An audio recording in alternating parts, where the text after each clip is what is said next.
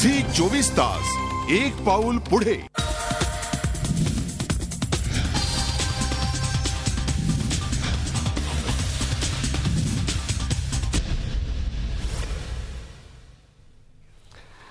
नमस्कार, रोखोक मध्ये आपलं स्वागत. एखाद्या आजारावर जोपर्यंत लस निघत नाही तोपर्यंत त्या आजाराची लागण वारंवार होण्याची शक्यता असते.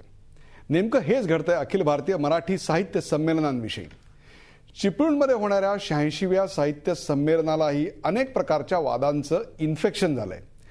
यातल्या बहुतेक अलर्जींना राजकीय विषाणूच कारणीभूत असल्याचंही समोर येतंय. त्यामुळे यंदाच्या संमेलनाची आमंत्रण पत्रिका पाहता साहित्यिकांच्या संमेलनाला नेत्यांची हजेरी की नेत्यांच्या संमेलनाला साहित्यिकांची हजेरी असा प्रश्न आता राज्यातल्या तमाम साहित्य रसिकांना पडलाय. साहित्य संमेलनात राजकारणाचा आणि राजकारण्यांचा प्रादुर्भाव का वाढतोय? राजकीय हस्तक्षेपाविना संमेलन पार पडूच शकत नाहीत का? आणि राजकीय घुसखोरीमुळे संमेलनाचा मूळ हेतूच बाजूला पडतोय का? काय येत आहेत इतक्या मोठ्या संख्येनं राजकारणी? साहित्य प्रेमापोटी का आणखीन काही हेतू आहेत? यासारख्या प्रश्नांचा वेध घेऊया साहित्य थोडं राजकारण फार या आजच्या खास कार्यक्रमात.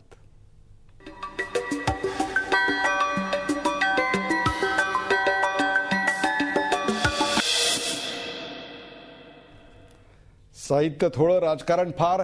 सुरुवातीला बघूया या बाबतचा एक खास रिपोर्ट. साहित्य संमेलनाचं नातं साहित्यापेक्षाही वादांशीच अधिक जोडलं जाण्याची परंपरा यंदाही कायम आहे. संमेलनाच्या व्यासपीठाला शिवसेना प्रमुख बाळासाहेब ठाकरेंचं नाव द्यायचं की नाही यावरून सुरू झालेला वाद दिवसेंदिवस अधिकच पेटत चाललाय. बाळासाहेबांचं नाव द्यायला हरकत काय असा सवाल राष्ट्रवादीचे अध्यक्ष शरद पवारांनी केलाय. तर शिवसेना प्रमुखांच्या नावाला आक्षेप घेणाऱ्या पुष्पा भावेंवर शिवसेनेनं टीका केली आहे. असं वाटतं की साहित्याच्या क्षेत्रामध्ये ज्यांनी योगदान दिलेलं आहे त्याची नोंद त्या ठिकाणी घेत असतील तर या वेळेला असा विरोध करणं कुठल्याही गोष्टीला हे काय फारसं योग्य नाही. कोण पुष्पा भावे? पुष्पा भावे साहित्यिक केव्हा झाल्या हा प्रश्न आहे. उद्या कोणी साहित्यिक म्हणाल कोणालाही? म्हणजे किरकोळ किराणा दुकानाची चिठ्ठ्या लिहितात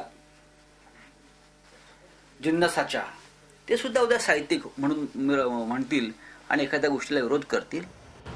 दुसरीकडे संमेलनातील परशुरामाच्या वादात आता संभाजी ब्रिगेड पाठोपाठ अखिल भारतीय मराठा महासंघानं उडी घेतलीय. निमंत्रण पत्रिकेवरील परशुरामाचं चित्र काढून टाकण्याची मागणी मुंबईत घेतलेल्या पत्रकार परिषदेत मराठा महासंघानं केली आहे. परशुराम हा क्षत्रियांच्या विरोधात होता आणि अशा व्यक्तीला साहित्य संमेलनाच्या इथे मोठं त्याला हे करणं, महत्व देणं हे माझ्या दृष्टिकोनात त्याचं उदात्तीकरण करणं असा एक शब्द आपण नेहमीच वापरतो, हे चुकीचं आहे. आणि म्हणून आमचा एकदम म्हणजे विरोध आहे, कडवा विरोध आहे. हे वाद कमी म्हणून की काय, आता तर साहित्य संमेलनाची ओळख असलेली ग्रंथदिंडीच रद्द करण्याची नामुष्की संमेलन आयोजकांवर आली आहे. साहित्य संमेलन मंडपाच्या एका प्रवेशद्वाराला लेखक विचारवंत हमीद दलवाई यांचं नाव देऊन 11 जानेवारीला त्यांच्या मिरजोळी या गावातल्या घरापासून ग्रंथदिंडी काढण्यात येणार होती.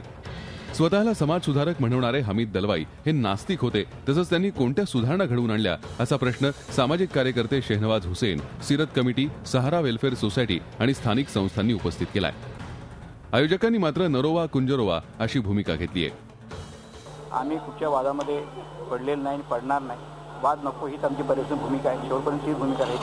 आमचं फक्त उद्दिष्ट आहे, आपलं जे संमेलन साहित्य संमेलन उद्घाटलेलं आहे 11, 12, 13 जानेवारीला, ते जास्तीत जास्त चांगल्या रीतीने यशस्वी होईल एवढं फक्त आम्ही सध्या आमचं काम चालू. त्यामुळे यंदाच्या संमेलनाची अवस्था देखील साहित्य कमी राजकारण जास्त अशीच झाली आहे. झी 24 ताससाठी ब्युरो रिपोर्ट.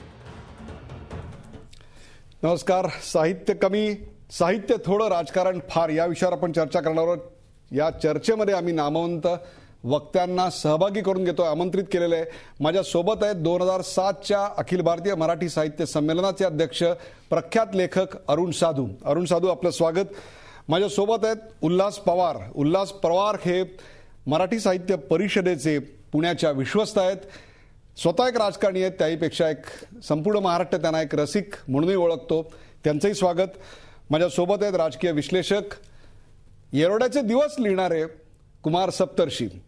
तर माझ्या स्टुडिओमधून आहेत महेश म्हात्रे, दैनिक प्रहारचे संपादक. सर्वात पहिला प्रश्न घेऊन मला जायचं आहे अरुण साधू यांच्याकडे. अरुण साधू, मला तुम्ही सांगा, या साहित्य संमेलनाचं वर्णन आपण कसं करायचं?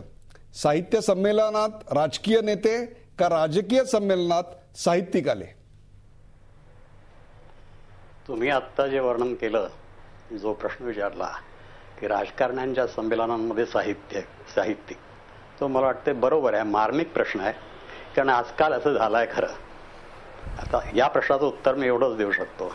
विस्ताराने जर द्यायचं झालं तर तुम्हाला थोडं ऐकून घ्यावं लागेल. ते असं, मी बराच काळ म्हणजे 2008 पासून राजकारण आणि साहित्य याच्या परस्पर संबंधाच्या विषयावर बोलणं बंद केलेलं आहे. याचं कारण साहित्यिक बोलायला लागले, मतभेद व्यक्त करायला लागले की साहित्यिकांचे रुसवे फुगवे अशा थिल्लर शब्दामध्ये साहित्याचा अपमान केला जातो. आणि याला कारणीभूत या साहित्य संस्था आहेत. मराठी साहित्य, मराठी भाषा ही थोर आहे. मराठी साहित्य हे जगातल्या कुठल्याही वाङ्मयाच्या आज तोडीस तोड असं होईल, परंतु मराठीतल्या साहित्याचं इंग्रजीमध्ये कोणी भाषांतर करत नाही. साहित्य संस्था त्याबद्दल चिंता बाळगत नाही. सरकार देखील काही करत नाही. विद्यापीठं देखील त्याबद्दल निष्क्रिय असतात. असं असल्यामुळे आज मराठी भाषेची, मराठी साहित्याची वरवर पाहता परिस्थिती अत्यंत वाईट झालेली आहे. परंतु साहित्यामध्ये जी प्रबळ शक्ती आहे मराठी साहित्यामध्ये, ती अजून कोणी नीट ओळखलेली नाही. भाषांतरांनी बाहेर आली पाहिजे आणि साहित्य संस्थांनी साहित्यिकांच्या सन्मानाचं काहीतरी भान ठेवायला पाहिजे. साहित्य संस्था या राजकारण्यांच्या नादी लागून स्वतःच राजकारणी बनलेले आहे आणि त्यांच्या राजकारणामुळे मराठी साहित्याची आणि मराठी साहित्याची साहित्यिकांची बदनामी होते. झी 24 तास, एक पाऊल पुढे.